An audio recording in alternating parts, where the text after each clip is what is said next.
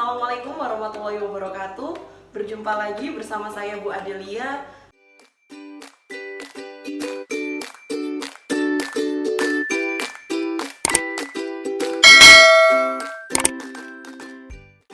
Dalam pertemuan kali ini kita akan membahas tentang kerangka konseptual dari pelaporan keuangan.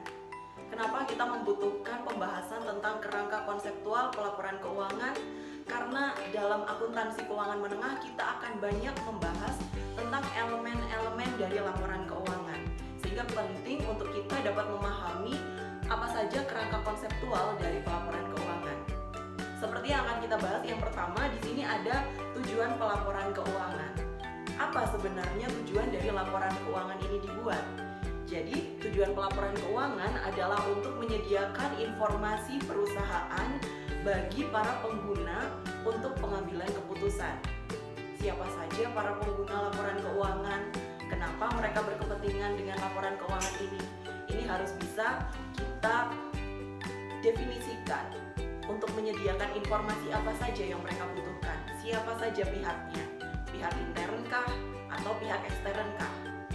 Pihak intern misalnya digunakan untuk pengambilan keputusan untuk menentukan berapa banyak total penjualan yang harus dicapai pada periode yang akan datang. Atau bisa juga bagi pihak ekstern untuk menentukan apakah mereka akan memberikan investasinya kepada perusahaan ini atau tidak. Selanjutnya dari yang akan kita bahas adalah tentang karakteristik kualitatif dari pelaporan keuangan. Apa saja karakteristiknya? Di sini ada banyak sekali. Jadi yang pertama, laporan keuangan itu harus decision usefulness. Apa itu decision usefulness? Jadi laporan keuangan itu harus bisa digunakan untuk pengambilan keputusan. Baik itu keputusan yang relevan maupun keputusan yang faithful representation atau keputusan yang dapat memberikan representasi secara jujur.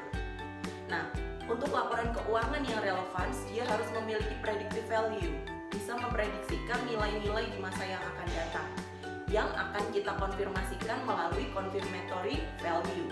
Ketika masa itu sudah terjadi, apa yang kita prediksikan benar-benar terjadi atau tidak. Dan kemudian ada juga materiality, materialitas, tingkat materialitas antara satu perusahaan dengan perusahaan yang lain berbeda.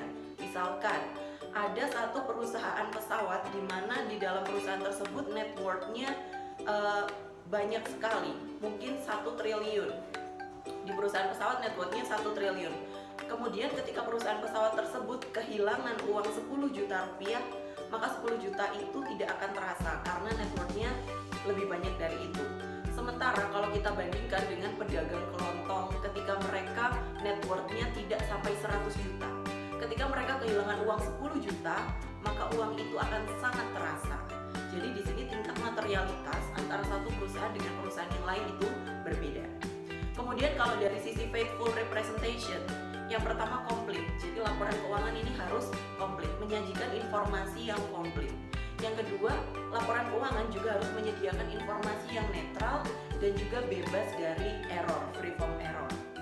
Kemudian, agar laporan keuangan ini bisa mencapai decision usefulness, dia juga harus dapat understandability, dapat dimengerti, comparability, dapat diperbandingkan, timeliness, dia memiliki informasi yang bisa sepanjang masa, dan juga yang terakhir adalah variability, dia dapat diverifikasi.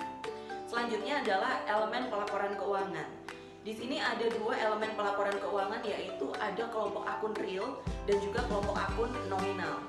Di dalam kelompok akun real itu merupakan kelompok akun yang benar-benar ada di perusahaan, yang terdiri dari 3 akun. Yang pertama aset atau harta, yang kedua liabilitas atau utang, dan yang ketiga adalah ekuitas atau modal. Pada kelompok aset kita mengetahui itu merupakan harta perusahaan, berupa kekayaan perusahaan yang terdiri dari aset lancar maupun aset tetap. Untuk aset lancar itu merupakan aset yang dia bisa dimiliki biasanya dalam jangka waktu kurang dari 1 tahun. Dan aset ini biasanya cepat berubah bentuk. Misalkan ada uang kas, piutang, persediaan.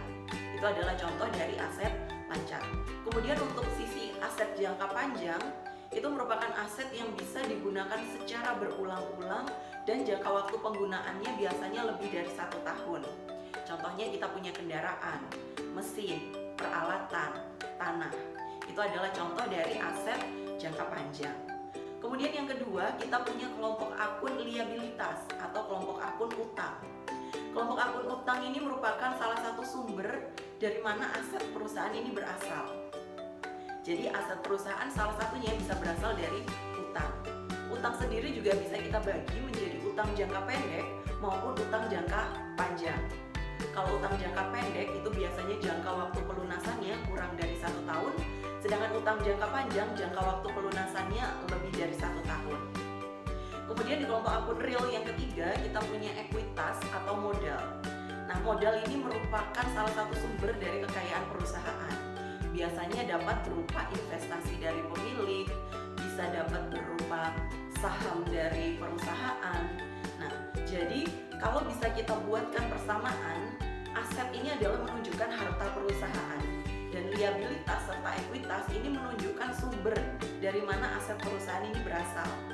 Apakah aset yang dimiliki perusahaan berasal dari liabilitas, atau aset yang dimiliki perusahaan berasal dari ekuitas, atau aset yang dimiliki perusahaan berasal dari gabungan antara liabilitas dan juga ekuitas. Nah, ini adalah akun real. Kenapa dia disebut real? Karena dia benar-benar ada sepanjang perusahaan itu masih beroperasi.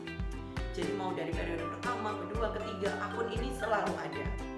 Berbeda halnya dengan kelompok akun yang kedua, yaitu kelompok akun nominal. Kelompok akun nominal ini merupakan kelompok akun sementara atau kita juga sebut sebagai kelompok akun pembantu modal. Di mana kelompok akun nominal ini terdiri dari 2 akun, yaitu akun revenue atau pendapatan dan juga akun expense atau beban. Nah, pendapatan ini menunjukkan dari mana saja sumber uang masuk perusahaan yang berkaitan dengan kegiatan operasional perusahaan. Apakah dari hasil jual beli, apakah hasil dari memberikan jasa, atau hasil dari pendapatan jasa bunga bank, itu kita masukkan ke dalam pendapatan. Sementara untuk akun expense atau beban, ini menunjukkan untuk apa uang perusahaan digunakan. Apakah untuk membayar gaji karyawan, digunakan untuk membayar listrik, membayar sewa gedung, atau biaya-biaya lain yang timbul. Dan di kelompok akun nominal atau kelompok akun pembantu modal ini, ketika akhir periode mereka akan ditutup akunnya dan dimasukkan ke dalam akun modal. Itulah kenapa dia disebut sebagai kelompok akun pembantu modal. Kemudian ada asumsi dasar dari pelaporan keuangan. Ada 4 asumsi dasar dari pelaporan keuangan. Yang pertama yaitu adanya economic entity. Apa itu economic entity? Jadi economic entity itu merupakan satu perusahaan itu merupakan entitas yang terpisah, entitas ekonomi yang terpisah dari kepentingan pribadi pemilik. Jadi dalam asumsi dasar pelaporan keuangan kita harus bisa membedakan. Ada garis yang jelas yang membedakan mana urusan perusahaan dan mana urusan pribadi. Sehingga dari economic entity ini kita harus dengan tegas memisahkan uang milik perusahaan dengan uang milik pribadi ini tidak bisa digabungkan menjadi satu. Harus ada pemisah yang tegas, yaitu economic entity. Kemudian yang kedua, asumsi dasar dari pelaporan keuangan adalah going concern. Apa itu going concern? Jadi going concern ini adalah satu mindset di mana perusahaan ini ketika dia didirikan, maka kita akan berpikir bahwa perusahaan ini akan terus ada sampai kapanpun.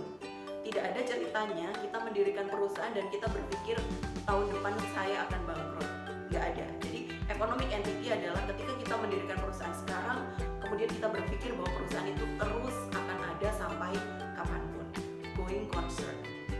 Kemudian yang ketiga ada monetary unit. Jadi suatu perusahaan ini merupakan unit moneter yang semua aktivitasnya bisa kita hitung dengan unit moneter.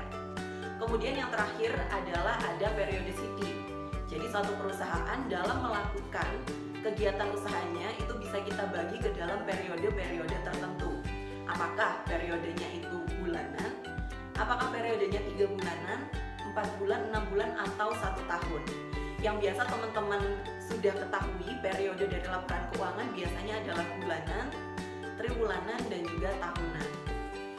Oke, itu tadi pembahasan sedikit tentang kerangka konseptual dari pelaporan keuangan. teman-teman bisa mengajukan pertanyaan, atau kalau mungkin kurang jelas, silakan diajukan pertanyaan ke kolom komentar yang ada di bawah ini. Mari kita diskusi bersama-sama. Sampai jumpa di pertemuan berikutnya. Terima kasih. Assalamualaikum warahmatullahi wabarakatuh.